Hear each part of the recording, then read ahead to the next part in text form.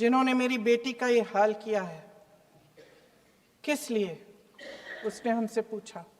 किस लिए?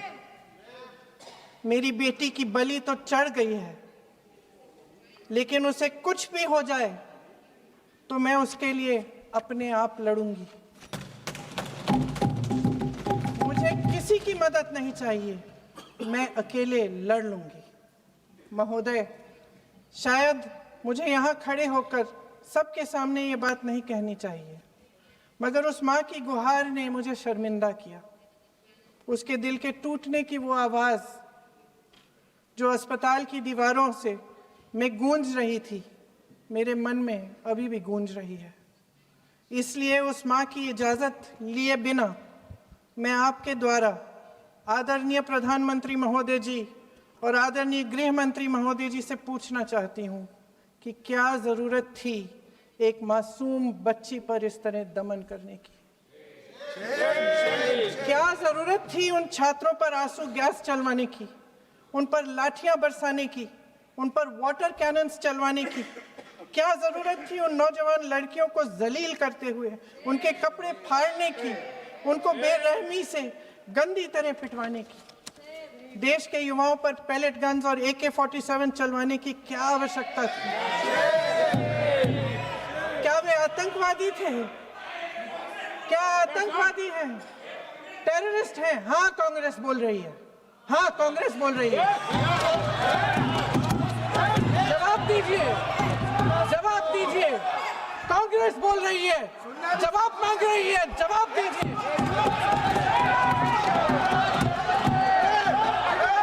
कौन जवाब देगा? कौन जवाब देगा? गृह मंत्री जी जवाब देंगे। किसने ऑर्डर दिया? किसने ऑर्डर दिया पैलेट गन्स चलाने के लिए? किसने ऑर्डर दिया? आपके माध्यम से मैं पूछती हूँ अध्यक्ष महोदय, किसने ऑर्डर दिया? प्रधानमंत्री जी ने दिया? गृह मंत्री जी ने दिया? जवाब देंगे? पूरा देश पूछ रहा है, सिर्फ कांग्रेस पार्टी नहीं पूछ रही है, पूरा देश पूछ रहा है। अध्यक्ष महोदय, देश के माता पिता पूछ रहे हैं, छात्र पूछ रहे हैं, अध्यापक पूछ रहे हैं, पूरा देश आज ये पूछ रहा है। और आपकी जिम्मेदारी बनती है कि आप इस सवाल का जवाब दें। क्यों डरते हैं आप इस देश के नौजवानों से? क्यों डरते हैं आप इस देश की बुलंद आवाज से? और उस आवाज को दबाने का हक आपको किसने दिया है? महोदय, ये सदन यहाँ बैठे हुए सांसदों की जागीर नहीं है, ये इस देश की अमानत है। यहाँ बैठे हम सब इस देश की जनता, इस देश के युवाओं, बुजुर्गों, गरीबों, अमीरों और सब धर्मों, सब वर्गों के देशवासियों के सेवक हैं। हम उनके प्रतिनिधि हैं और ये सत्ता हमें उन्होंने ही दी है। इस देश का संविधान हमारी सर आंखों पे, इस देश का लोकतंत्र सर्वोपरि है, इसे ध्वस्त करना पाप है। यह करोड़ों जनता हमसे सिर्फ एक चीज मांगती है, जवाबदेही। इंग्लिश में इसे अकाउंटेबिलिटी कहते हैं। हमें सत्ता देकर, हमें यहाँ तक लाकर सिर्फ उसकी ये गुहार है कि जो हम करें उसकी भलाई के लिए करें, और अगर उनके साथ अन्याय हो तो हम उनके प्रति जवाबदेह बने और उन्हें न्याय दिलवाएं। पिछले दिनों हजारों बच्चे सड़क पर उतरे, उन्होंने अपनी पीड़ा व्यक्त की, गांधी जी के दिखाए हुए रास्ते पर अहिंसा और सत्य को अपने दिलों में रखते हुए गाते, मुस्कुराते हुए शांतिपूर्वक प्रदर्शन किया। लोकतंत्र के सबसे पवित्र सिद्धांत के तहत उन्होंने अपनी आवाज उठाने का अधिकार कायम किया। ये उस भारत के बच्चे हैं जो गांव में रहते हैं, जो महानगरों में रहते हैं, जो छोटे कस्बों में, छोटे शहरों में रहते हैं, जहां माँ अपने गहने बेच देती है, पिता अपनी जमीन गिरवी रख देता है, एक परिवार अपनी पूरी जिंदगी की कमाई बच्चे के सपने पर खर्च देता है। और अब उन्हीं बच्चों को लगने लगा है कि आज इस देश में मेहनत से ज्यादा बेईमानी मायने रखती है, मेरिट से ज्यादा पैसा मायने रखता है। तब सिर्फ एक छात्र नहीं हारता, उम्मीद हारती है। इन परेशान बच्चों ने अपनी उम्मीदें आपसे साझा की। उनकी मांगे क्या थी कि पेपर लीक करके उनके साथ जो बार बार अन्याय किया जा रहा है उस पर कार्रवाई की जाए, कि जो सिस्टम उनके भविष्य को कुचल रहा है उसे सुधारा जाए, कि जो माफिया उन्हें घेरे हुए है उसे हटाया जाए, कि जिस मंत्री के कार्यकाल में यह सब हुआ वह इस्तीफा दे, कि उन पर बर्बरता करने वालों पर कार्रवाई की जाए और उसके लिए माफी मांगी जाए।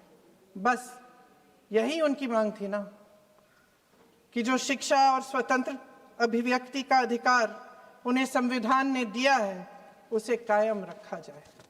महोदय, हमारे एजुकेशन सिस्टम में कुछ समय से बहुत खामियां भर चुकी हैं। बच्चों पे जो प्रेशर डाला जाता है उसकी वजह से सैकड़ों बच्चों ने आत्महत्या कर डाली है। उससे भी ज्यादा बच्चे डिप्रेशन में डूब रहे हैं। परिवारों पर बच्चों को पढ़ाने लिखाने के लिए घूस, capitation fees, tuition fees, coaching fees आदि के घिनौने दबाव हैं। लोन लेने पड़ते हैं, सामान बेचना पड़ता है और उसके बावजूद कोई गारंटी नहीं कि उनके बच्चों के भविष्य मजबूत बन पाएंगे, क्योंकि बेरोजगारी चरम पे है। इस सरकार ने रोजगार पैदा करने वाले सभी सेक्टर्स को लगातार कमजोर किया।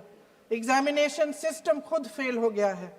पिछले दशक में 152 पेपर लीक हुए, 750 करोड़ छात्र प्रभावित हुए, मगर एक भी दोषी, एक भी माफिया को सजा नहीं।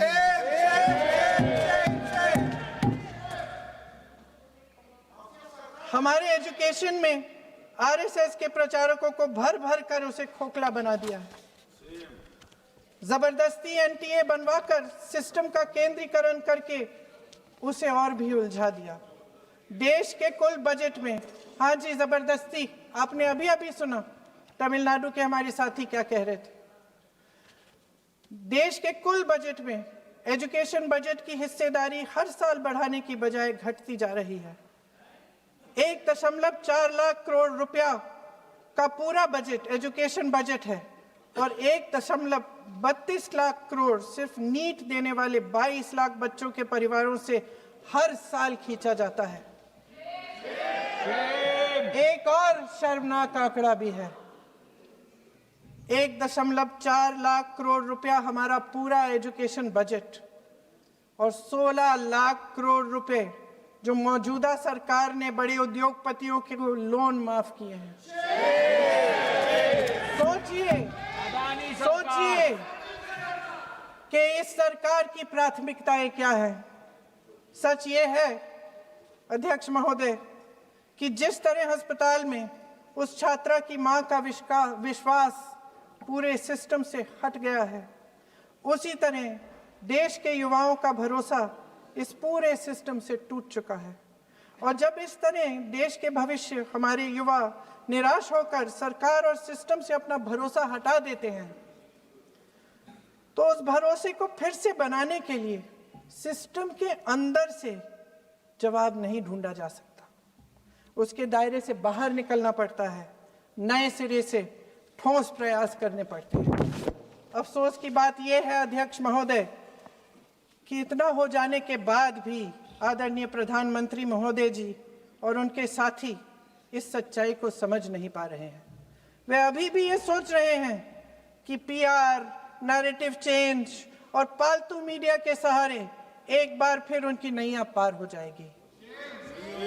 परसों शिक्षा मंत्री जी ने शर्मनाक परिस्थितियों में अपना इस्तीफा दिया और कल यहीं मकर द्वार पर मेरे सत्ता पक्ष के सांसदों ने जिंदाबाद के नारे चिल्लाते हुए उनका संसद में ऐसे स्वागत किया जैसे मानो कोई सुपरस्टार पहुंच गए हैं। विडंबना देखिए महोदय, जब भूतपूर्व शिक्षा मंत्री को मुकुट पहनाया जा रहा था, स्वागत हो रहा था उनका, तब महाराष्ट्र में एक परिवार पेपर लीक पीड़ित अपनी बेटी की आत्महत्या का शोक मना रहा था। आपकी सरकार ने देश के करोड़ों छात्रों को क्या संदेश दिया? आपको किस बात का गौरव है, किस बात का अभिमान है? ये कौन सा अहंकार है? जहां आंखों में शर्म होनी चाहिए वहाँ बेशर्मी और स्वागत के नगाड़े बजाए जा रहे हैं। एक तरफ मातम है, दुख है, यहाँ फूल माला डाल रहे हैं। कोई आप पर कैसे यकीन करे? प्रधानमंत्री महोदय जी ने नया शिक्षा मंत्री चुना, एक ऐसे व्यक्ति को इस पद पर आसीन किया जिसने एक गर्भवती महिला के बलात्कारियों की रिहाई पर अपनी सहमति व्यक्त की, खुशी जताई। देश की करोड़ों लड़कियों को प्रधानमंत्री जी ने क्या संदेश दिया? सर, अखबारों में है, अखबार में नहीं। मेरा कुछ भी बोल के चले जाते हैं क्या? अरे ये तो कैसा क्या है इनके पास? ऐसा ही कोई आरोप लगा दीजिएगा। कोई नियम कानून नहीं है।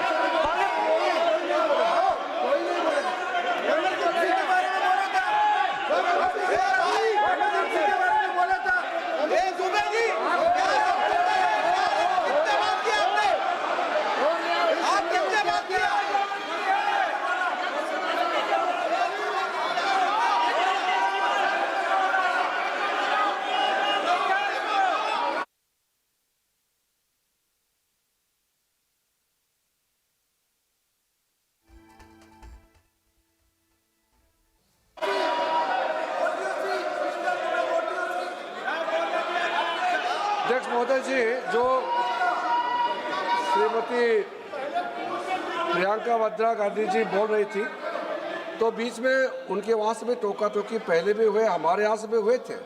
अभी हम लोग तो शांति से सुन रहे हैं, लेकिन जो अभी अभी हमारे वर्तमान नए शिक्षा मंत्री को जो उन्होंने टिप्पणी की, कैरेक्टर असैसिनेशन है एक तरीके से संसद में, और इस तरीके के भाषा हम उम्मीद नहीं करते हैं।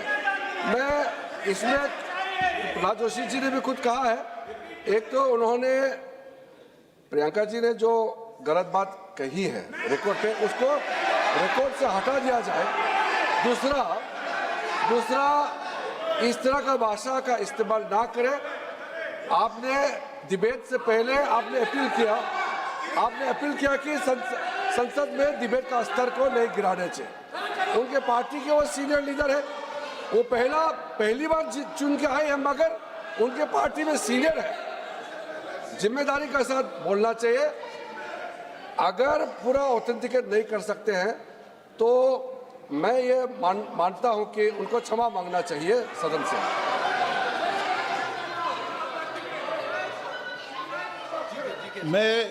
मेरा मत ये सदन के अंदर, ये सदन सर्वोच्च लोकतांत्रिक संस्था का सदन है। इसका एक एक शब्द हमेशा रिकॉर्ड में रहता है। मैं माननीय सदस्य से आग्रह करूंगा कि बिना तथ्यों के हमें इस तरीके के सदन के पटल पर बात नहीं होनी चाहिए।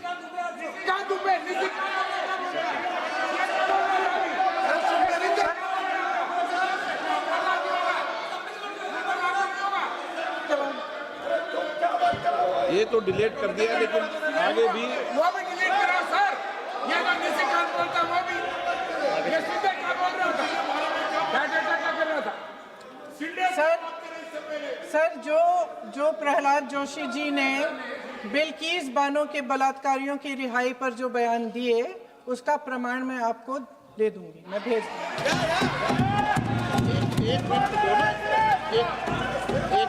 मैं ऑथेंटिकेट करूंगा। स्पीकर का डायरेक्शन 115, उनको पहले ऑथेंटिकेट करने कहिए सर। ऑथेंटिकेट करेंगे, उसके बाद वो आगे बढ़ेंगे। ऐसे नहीं होगा, पहले ऑथेंटिकेट करने दो सर। उनको ऑथेंटिकेट करने के लिए कहिए, ऑथेंटिकेट करने कहिए उनको। एक